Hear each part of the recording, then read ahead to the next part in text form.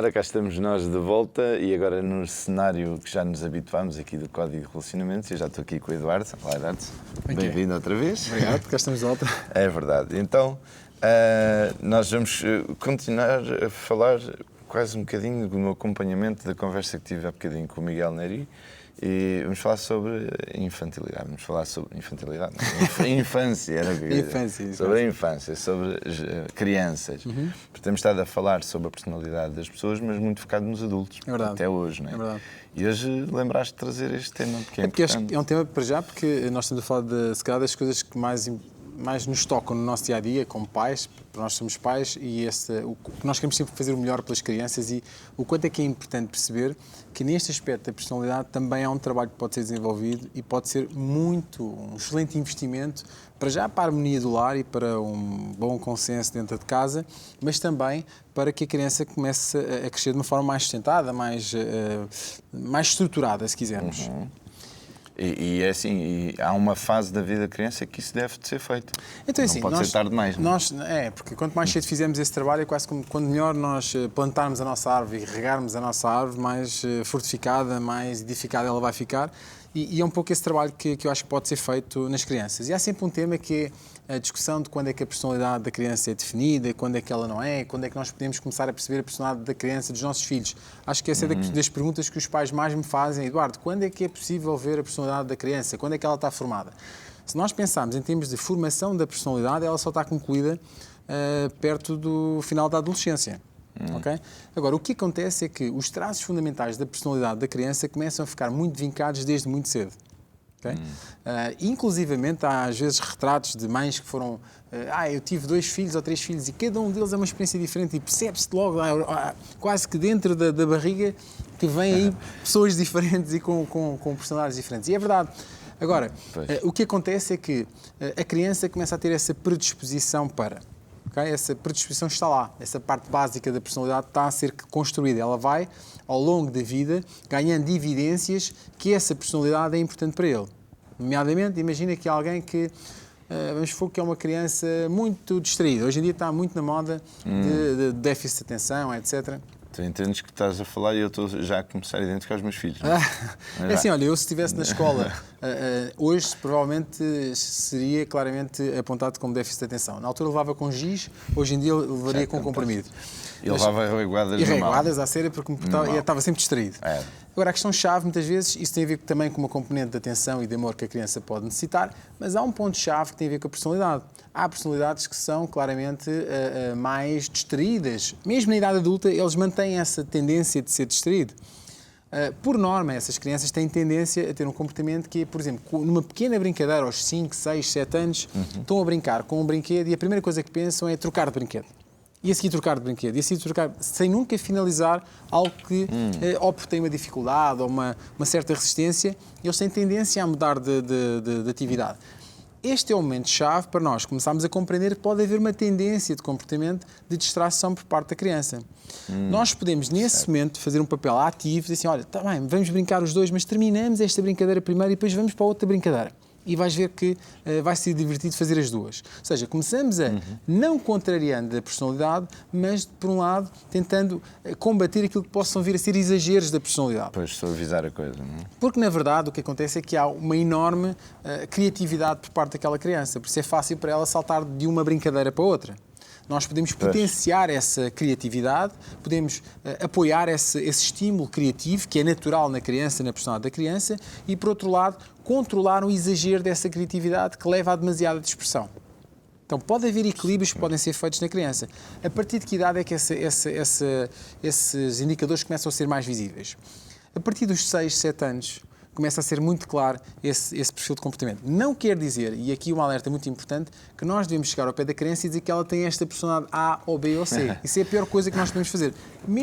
Mesmo comparando com irmãos, não é um bom caminho. Okay?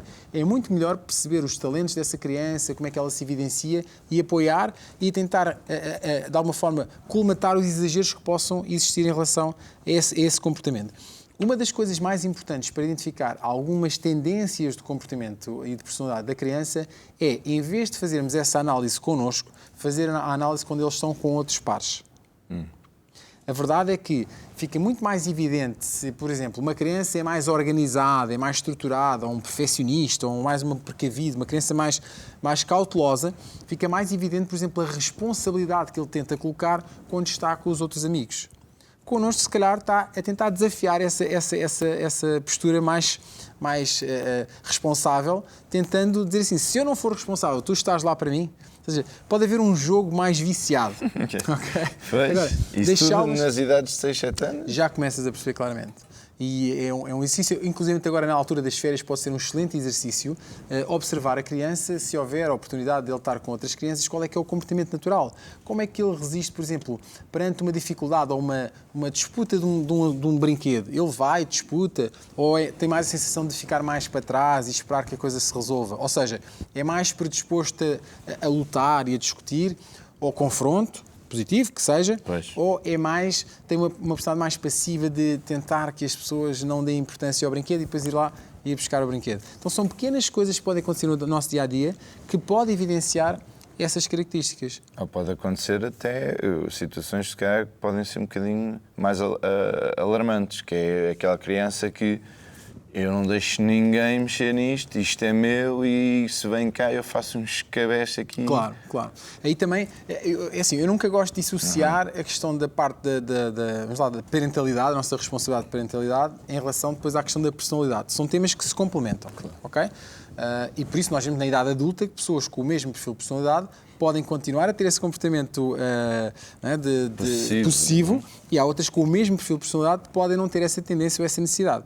Então o tema-chave aqui é, claro que sim, que há personalidades que são muito mais agarradas àquilo que são um sentimento de posse muito maior, que sentem normalmente na idade adulta um pouco mais as consequências dessa tendência e são questões muitas vezes, Ricardo, que nós podemos começar a tratar desde mais cedo, começar a envolver as crianças, a fazê-las refletir sobre isso.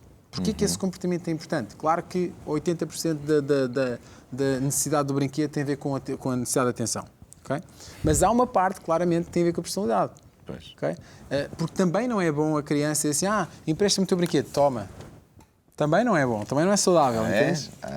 Okay. Também não é. Porque reparem, essa atitude mais permissiva de não querer o confronto da discussão do brinquedo, vamos lá, pode evidenciar numa idade adulta, por exemplo, a dificuldade de dizer que não. A dificuldade de confrontar assim, não, isto eu quero isto para mim.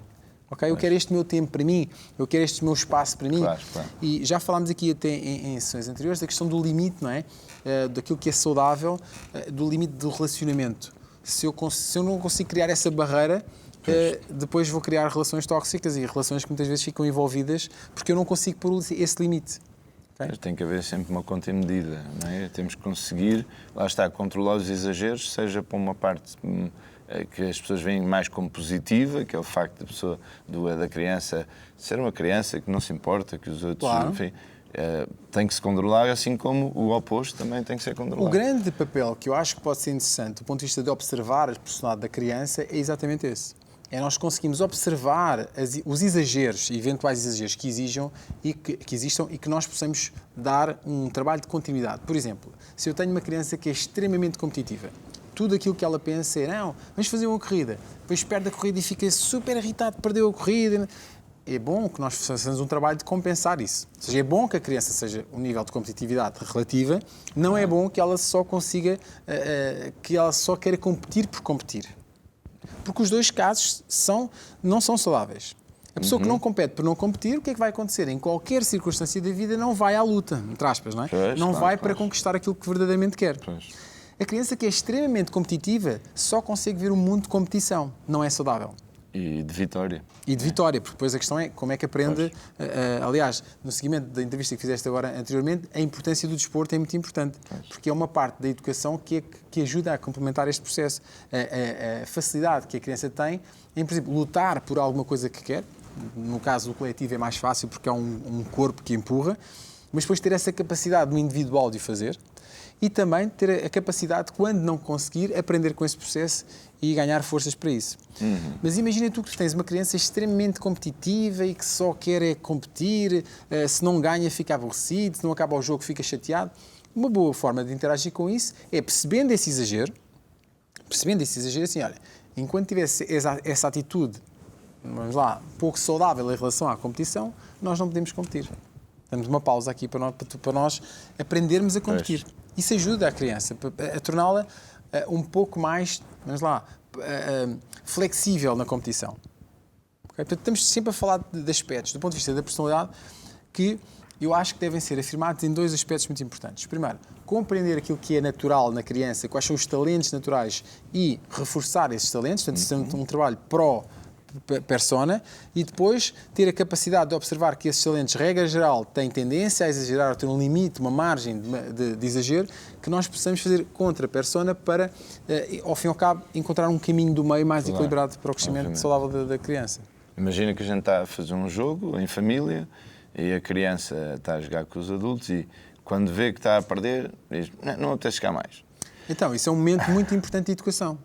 Essa é uma oportunidade muito importante de educação, para compreendermos que há ali uma tendência, ou não, pode ser um momento isolado, mas se for uma tendência da criança fazer isso, há 2 coisas que nós podemos compreender. Estamos a desenvolver uma personalidade mais competitiva, tem uma parte saudável, naturalmente, okay? E depois não devemos permitir que essa parte competitiva leve a um nível de exagero, que a partir desse momento não seja saudável para a criança, ao ponto, muitas vezes, de consequência na escola, as crianças já não querem brincar com ele, já não querem jogar com ele, ele próprio não se sentir motivado. Ou seja, não é necessariamente a competição, uma pessoa que seja mais competitiva traz sempre seguramente aspectos que são positivos e traz também seguramente aspectos que não são positivos e que vão bastante a tempo de ser trabalhados. Se são trabalhados na idade adulta, também podem ser na idade. Claro, obviamente. Agora é importante uma intervenção ativa e atenta dos pais. Então, e hoje, com os pais têm menos tempo, eu acho que uma das grandes habilidades que se deve desenvolver é essa capacidade de observar as crianças para que o tempo que seja feito... Em casa. Por câmaras de vida em casa. Não é preciso. Eu não vou tanto. Eu vou mais na qualidade do que na quantidade. Ou seja, se eu tiver menos tempo em casa, mas o tempo que eu tiver compreender a personalidade da criança é muito mais fácil. Dou-te um exemplo prático. Se eu tiver uma criança que é muito mais sensitiva, mais sensível, seja rapaz ou rapariga, mas que é mais sensível do ponto de vista emocional, o tempo de qualidade emocional que eu tenho com a criança é muito mais importante do que o tempo de ouvir as histórias, falar, etc. É mais importante aquele carinho mais próximo, emocional, do que para uma criança competitiva que vai se sentir muito valorizada em falar o que aconteceu na escola, como é que aconteceu e como é que teve uma nota tal ou como é que foi o melhor. Entendes? Então, Sim. a forma como nós intervimos com a criança pode ser diferenciada, consoante o perfil de personalidade. Sendo que aqui há sempre um fator comum que é o amor. Isso não há nada a fazer. Claro. Isso não é preciso ensinar nada aos pais e acho que hoje em dia o grande trauma, a grande dificuldade que os pais sentem é não sentir que têm tempo. E eu falo sempre, o tempo é a qualidade do tempo. Se eu tiver 20 minutos com o meu filho, com alguma das minhas filhas, com muita qualidade, vale mais do que estar lá 2 horas de volta e meia a agarrar ao telemóvel. Portanto, esse é que é o mindset que nós temos de ter presente, que é o tempo de qualidade comparado com o tempo de quantidade que nós muitas vezes confundimos, que é, Claro. eu posso estar, e isso é um alerta até para estas férias, ter menos tempo, quando for agarrar no telemóvel, não agarro no telemóvel, agarro no computador, assuma que está ali a fazer uma coisa e está focado, se tiver necessidade disso. Mas o tempo que não for, é qualidade. Pois, porque é diferente uma pessoa estar 2 horas em frente à televisão com a criança ali ao lado do que estar 20 minutos com muita qualidade, com ela a jogar qualquer porque coisa, aí nós conseguimos brincar. perceber a importância que é reforçar alguns aspectos ou minimizar outros aspectos da criança, porque aí está um ponto-chave. De facto, a criança sentir-se que está lá alguém que o compreende, que é uma fase fundamental da vida.